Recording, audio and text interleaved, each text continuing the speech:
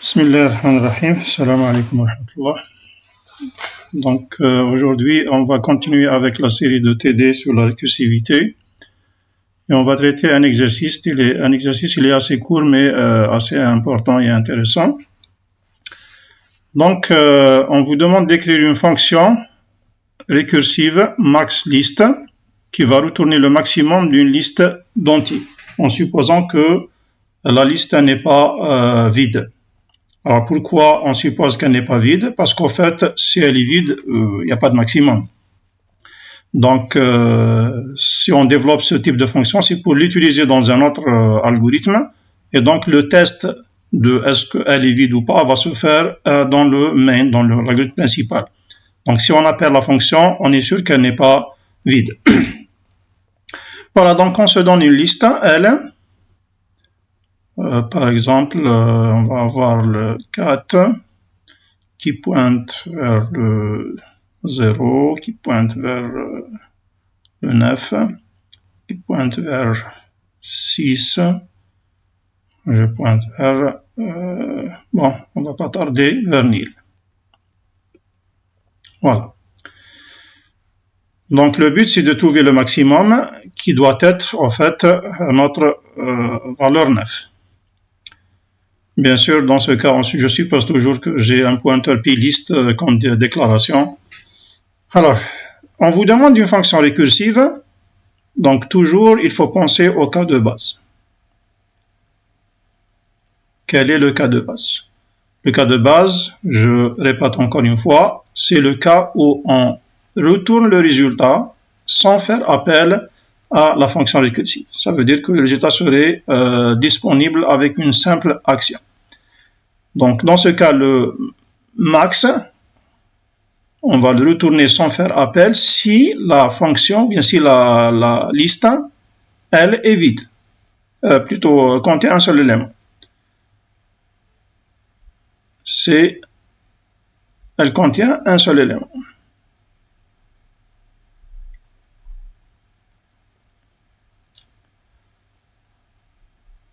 Si elle contient un seul élément, dans ce cas, le max, c'est lui-même la valeur.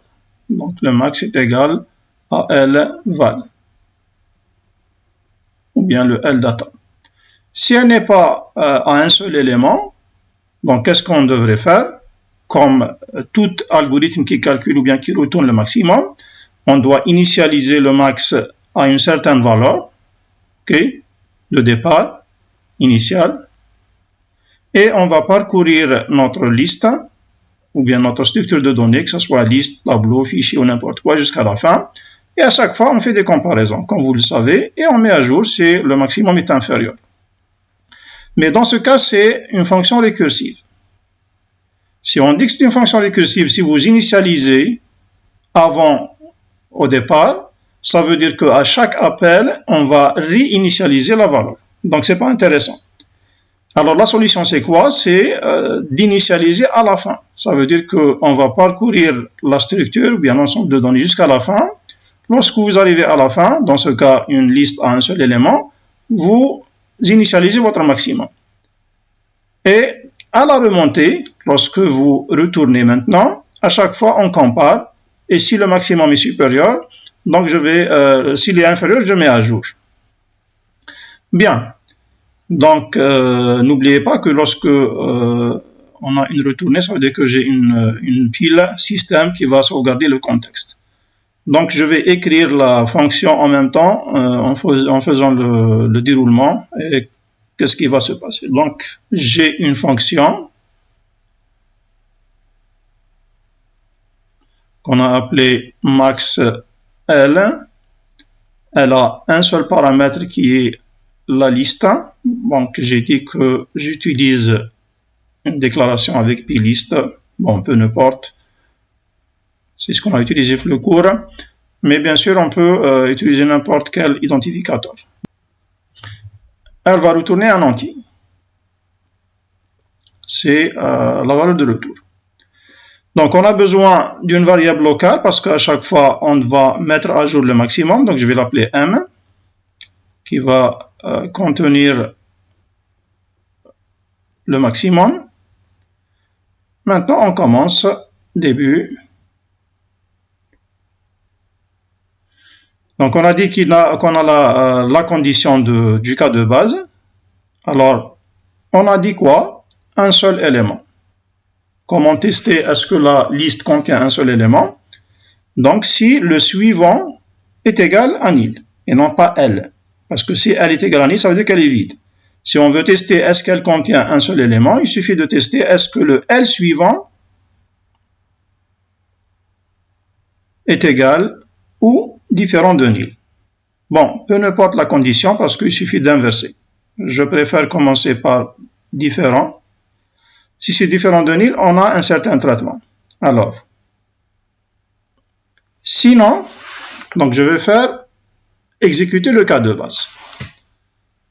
Donc, je vais mettre ici plus loin parce que j'ai besoin d'espace.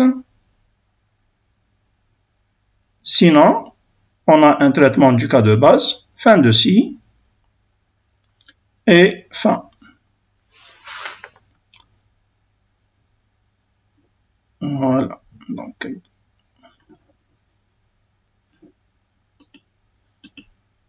voilà. Donc, fin de la fonction. Alors, dans le cas de base, on a dit quoi? Si la liste contient un seul élément, quel est le maximum? C'est l'élément lui-même. Quel est l'élément? C'est le L-val. Donc, il suffit de dire ici, retourner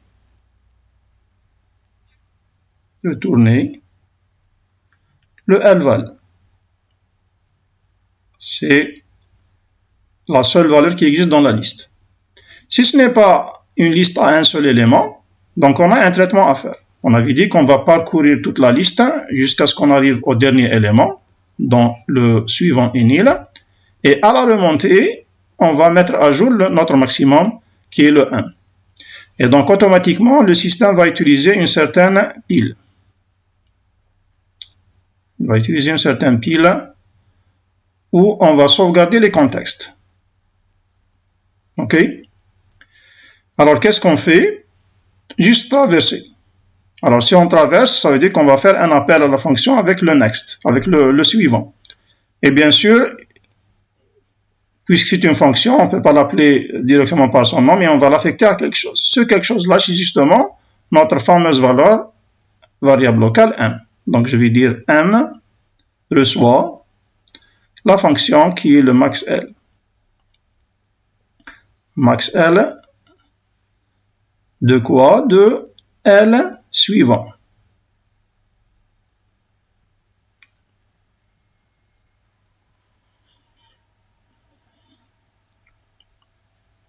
Le L suivant. Alors, faites attention là, ce M là, c'est une variable locale. Ça veut dire que lorsque vous appelez max L à nouveau, vous faites un nouveau appel et donc vous déclarez une nouvelle variable. C'est le problème des variables locales dans les fonctions bien procédures récursives. À chaque fois, on déclare une nouvelle variable. Et donc, après l'appel, on va faire la comparaison, bien la mise à jour du maximum. Alors ça, c'est une affectation, c'est l'action qui est juste avant l'appel. On a essayé d'affecter la valeur de la fonction à notre variable locale. Mais comme on trouve un appel de la fonction, donc ici on arrête. Donc ça, c'est un arrêt d'exécution.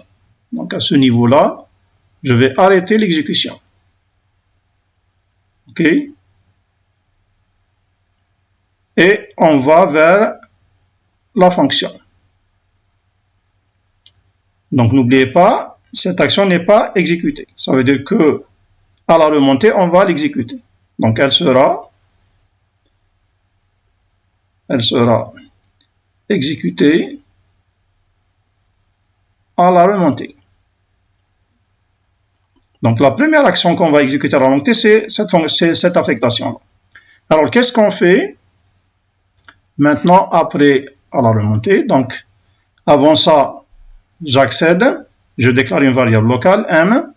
Est-ce que donc mon pointeur il est sur le 4? Est-ce que le suivant du 4 est nil? Non. Donc j'appelle la fonction. Si j'appelle la fonction, ça veut dire que je vais sauvegarder le contexte. Le contexte c'est quoi? C'est un pointeur vers le 4. et c'est une variable locale m. Quelle est sa valeur? On ne sait pas. Parce qu'on vient juste de déclarer la valeur m, et donc sa valeur est inconnue. Ce qui fait que je n'ai pas la valeur. J'ai juste l'adresse de l'espace mémoire que je sauvegarde de telle sorte à ce que je vais le remplir après en faisant la mise à jour. Bien, j'appelle avec L suivant. Donc je accède encore une deuxième fois à la fonction. Et là, vous remarquez que je vais déclarer le m. Est-ce que c'est le même m? Non. Ça veut dire qu'ici, on va au fait sauvegarder le m1. C'est une variable locale du premier appel.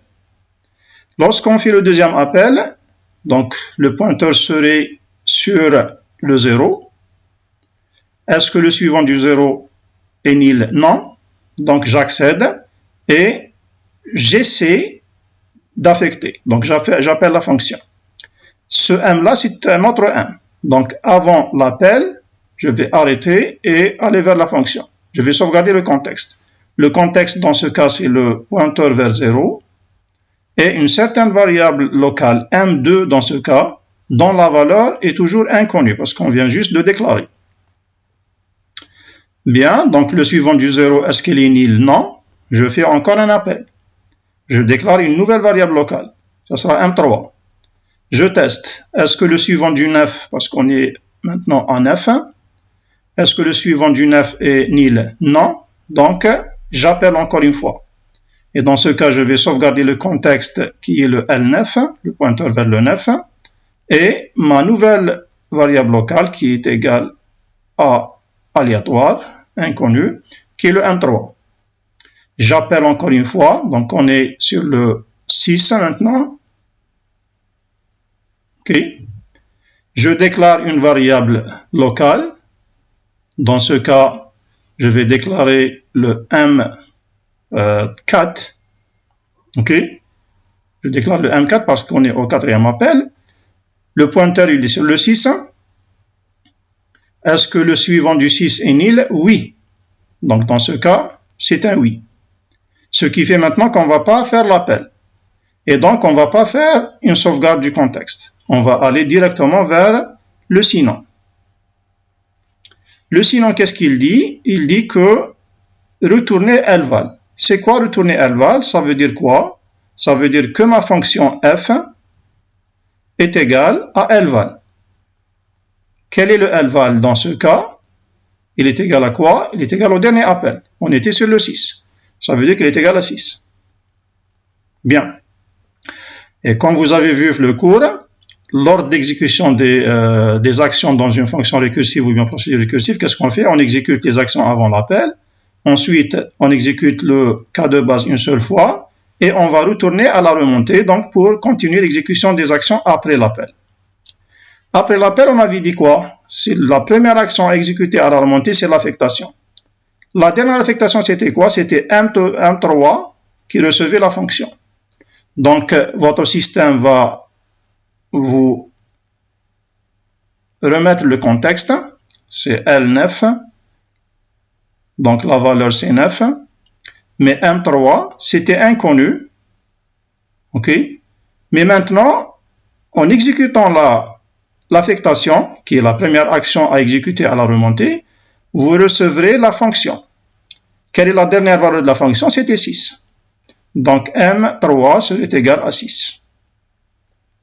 La valeur courante du pointeur, c'est 9. Maintenant, on va commencer la comparaison. Donc, c'est la mise à jour.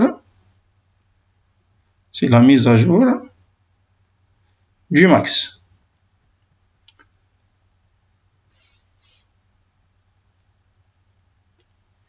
C'est la mise à jour du max.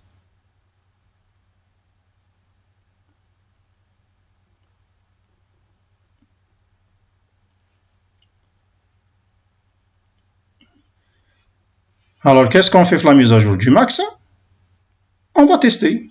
Donc, si notre valeur du maximum M, elle est supérieure à L val, qui est le 9 dans ce cas, si elle est supérieure à L val, Quel est le max? Alors quoi? Qu'est-ce qu'on fait? Le max ne change pas. Sinon,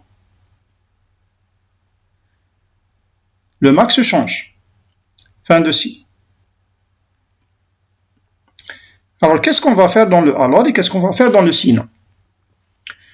Alors, si on continue maintenant, vous allez voir qu'est-ce qu'on doit retourner. Donc, notre valeur L-val, c'est 9. Notre maximum, c'est 6. Alors, est-ce que M est supérieur à L-val? Non. Le 6 n'est pas supérieur à L-val. Donc, la prochaine fois, la fonction doit retourner le 9, qui est le maximum. Donc, on va dire ici, si le M est supérieur, il est inférieur à L-val, donc on va retourner ici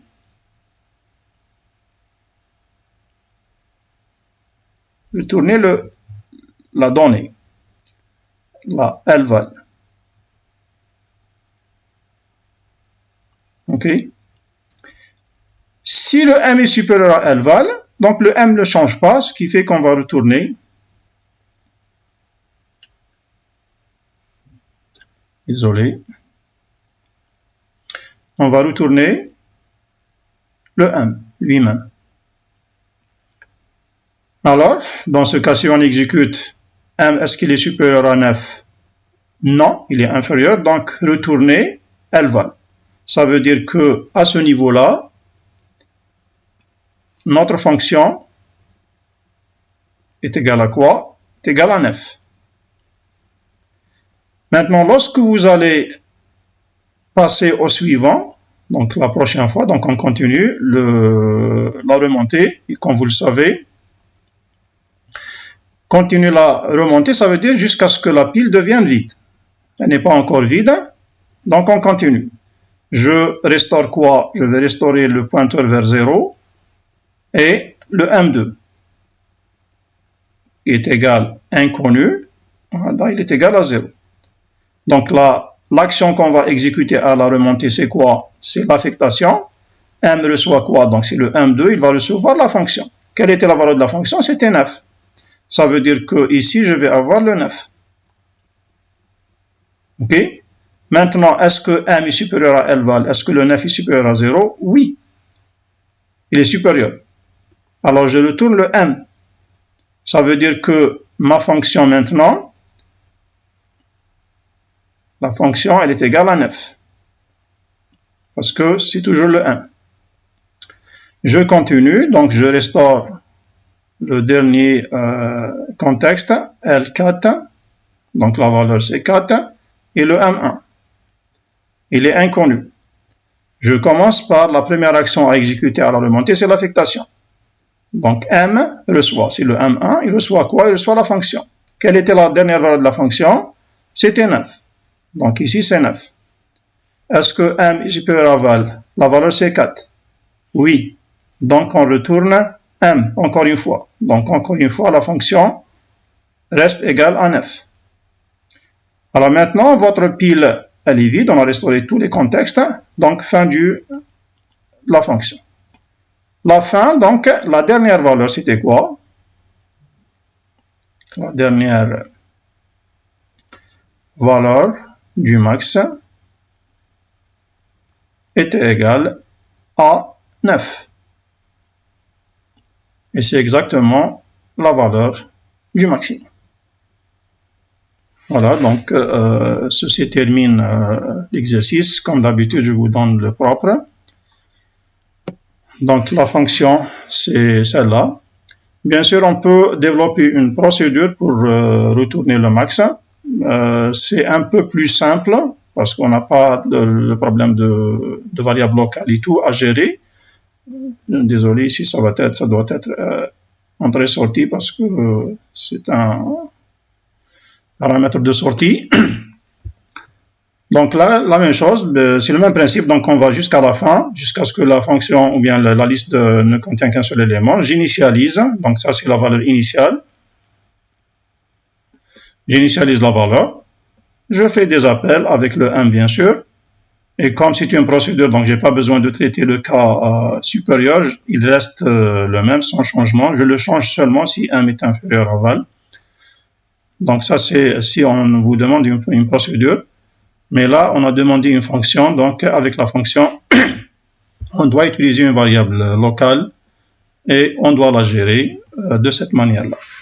Ceci termine la vidéo, donc si vous trouvez que c'est intéressant, faites un like, ça permet d'arriver à d'autres étudiants qui vont en profiter de cette solution. Je vous remercie et à la prochaine fois.